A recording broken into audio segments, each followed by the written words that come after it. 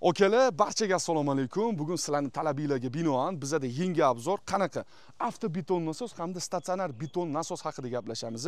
Bo'lganda ham Mercedes-Benz kompaniyasi tomonidan shassilar bilan jihozlangan, uzoq vaqtga ishlash uchun mo'ljallangan, to'laqonli sifatga ega bo'lgan texnika. Buni asosiy parametrlarini va to'lov turlarini videoni ko'rib tursanglar, обязательно sizlar uchun aytib ketamiz. Endi qaranglar. Bu Mercedes-Benz dvigateli bilan jihozlangan 450 ot kuchiga ega Euro 5 dvigateli o'rnatilgan okalar.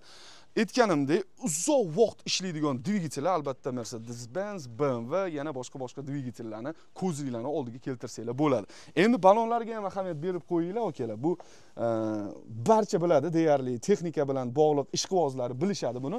Michelin ballonlari o'rnatilgan. Hamma ballonlari Michelin, qo'rqmasdan, misol uchun olib uzoq joylarga borganda ham ancha chidamli ballonlar. Endi beton nasos qismini gapirishdan oldin shu joyda turganda bitta salon qismini ko'rsatib ketaylik sizlarga okalar mana. Endi Mercedes-Benz salonni bilasizlar, yumshoqlik jihatdan, qulaylik jihatdan hamma parametr, hamma qulayliklarga ega. Qisqasini aytganda, polni ko'rishingiz mumkin. Mana bu yoq tarafdan chiqib olaman. Kelinglar, mana o'tirib olaylik bemalol. Juda yumshoq. Asosiy narsasi bu baribir katta texnikalarni haydaganda birinchi o'rinda shofyor uchun qulaylik va xavfsizlik bo'lishi kerak. To'laqonli xavfsizlik bilan ta'minlangan, o'sha yengil mashinalarda bo'lgani kabi parkovka bitta knopkani o'zi bilan parkovka qilasizlar. Hamma narsasi juda qulay, rulini o'zida ham mana ko'rib turganingizda ham hamma qulayliklarga telefon qilishingiz mumkin, rulni o'zida hamma qulayliklar joylashtirilgan. Tezliklarni ham boshqarsanglar bo'ladi. O'zini tablosida soatiga 120 km/soatga tezligini ko'rsatib qo'yibdi. Bu yoqda radiolari, magnitofonlari, chiroqlari, hamma qulayliklari bor, hatto ognitушительlargacha qo'yib qo'yishdi. Juda ham keng salon, maza qilib ishlash uchun moslashgan ekan. Endi avtobeton qismiga o'tamiz.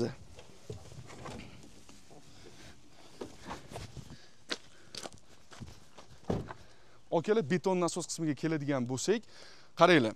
1 soatda 63 metrga 170 kub betonni chiqazib bera olar ekan. Agar bu texnikalarni arendaga chaqiramiz desanglar, soatiga 400-500 dollardan kamiga chiqmasa kerak. Meni matematikam bo'yicha hisoblaganda, menimcha. Yana o'zingizlarning fikringizni izohlarda yozib qoldirasizlar. 6 ta umumiy liniyaga ega, har bir liniya mana nomerlar bilan qarasanglar belgilab qo'yilgan. Har bir liniya taxminan 10 metr masofani egallay oladi va общий mana 63 metrgacha balandlikka ko'tarib bera oladi.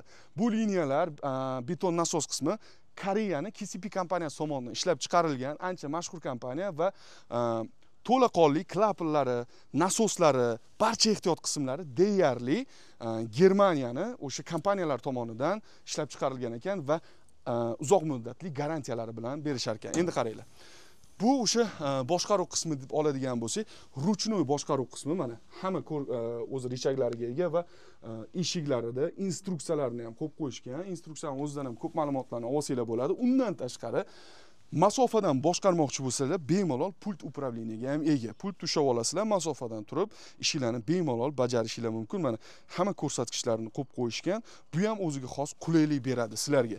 Endi tayanch oyoqlariga keladigan bo'lsak, okalar, qaranglar mana.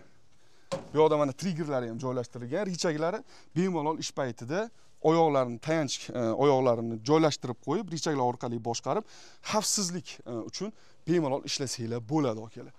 Endi texnikamiz haqidagi ma'lumotlar asosan qisqa ma'lumotlar shulardan iborat edi. Endi unisiga o'tamiz. Statsionar avto beton nasosga o'tamiz endi. Kublarini aytdim. Endi qarang. Bunisi ham xuddi o'sha boshida aytganimda Mercedes-Benz shassisiga ega.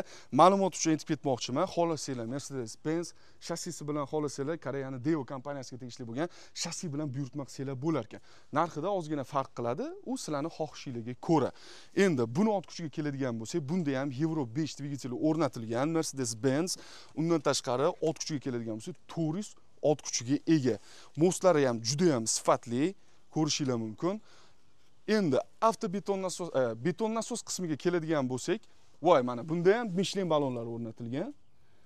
Ancha uzoq masofalarni bosib o'tish uchun juda ham qulay ballonlar va sifatli ballonlar hisoblanadi. Beton nasos qismiga keladigan bo'lsak, mana bu yoqdan chiqib olaman. Ko'rishingiz mumkin, mana betonni to'kib beradigan joyi. Endi Akalar qaranglar, bu ham o'ziga xos katta ko'rsatkichdagi parametrlarga ega. Qanaqa? Bu beton nasosi o'sha beton nasosimizni 1 soatda 100 kub betonni bemalol 100 metrgacha bo'lgan balandlikkacha yetkazib bera olar ekan. Endi bundoq matematika qilib ko'radigan bo'lsak, shunda 10 kublik 10 ta beton nasosi 1 soatda ag'darib tashlaydi degani.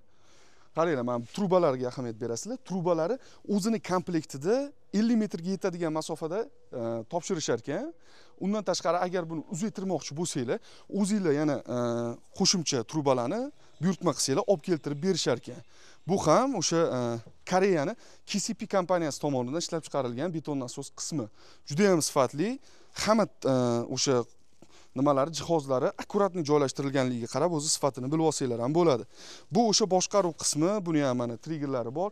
Triggerlarni boshqaradigan mana rechaklari turibdi. Bu yoqdan o'sha upravleniyalarini boshqarsanglar bo'ladi. Buni ham o'sha pult upravleniyasi bor. O'ziga xos qulaylik beradi sizlarga ish paytida.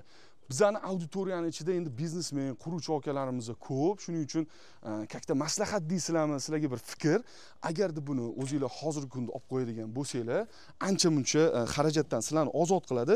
Naborot, sizlar o'zingizlarga kerak bo'lgan paytda buni kerakli joyda ishlatib olsanglar bo'ladi. Undan tashqari agar bo'sh qolsa, kerak bo'lmagan paytda buni arendaga chiqarsanglar ham hozir nima ko'p, hamma joyda qurilish bo'lib yotibdi. Menimcha 24 soat demaymiz-ku, har kuni yil 12 oy bunga ish chiqadi deb o'ylayman akalar. Buni ham asosiy parametrlari mana shulardan iborat. Endi bu ikkita texnikamiz ham Durable kompaniyasi buyurtmasiga asosan olib kelingani uchun narxlarni aytolmaymiz, lekin to'lov turiga keladigan bo'lsa akalar, lizing asosida 5 yilgacha chiqarib olsanglar bo'ladi, buyurtma qilsanglar bo'ladi. Qulayliklar bor. Undan tashqari garantiyalari bilan ham qilib berishar ekan. To'laqonlik hamma zapchastlari yoki boshqa ehtiyot qismlari ham mavjud ekan. Bemalol murojaat qilsanglar bo'lar ekan. Bugungi obzorimizda avto beton nasos hamda statsionar beton nasos bo'ldi. Kerakli ma'lumotlarni aytishga harakat qildik. Agar bular qiziqtiradigan bo'lsa, buyurtma qilmoqchi bo'lsanglar, pastda raqamlarni qoldiramiz. Bemalol aloqaga chiqib, bog'lanib buyurtma qilsanglar bo'ladi. Hech qanday muammo yo'q ekan. Akalar, yana qanaqa shunaqa qiziqarli texnikalarni, obzorlarni ko'rishni xohlaysizlar? Izohlarda yozib qoldiringlar, обязательно. Texnika haqidagi fikringizni kutib qolamiz va bizani qo'llab-quvvatlashda, like bosishda davom etinglar. Instagram kanallarni ham kuzatishdan charchamanglar akalar. Keyingi video obzorlarda ko'rishguncha sog' bo'linglar.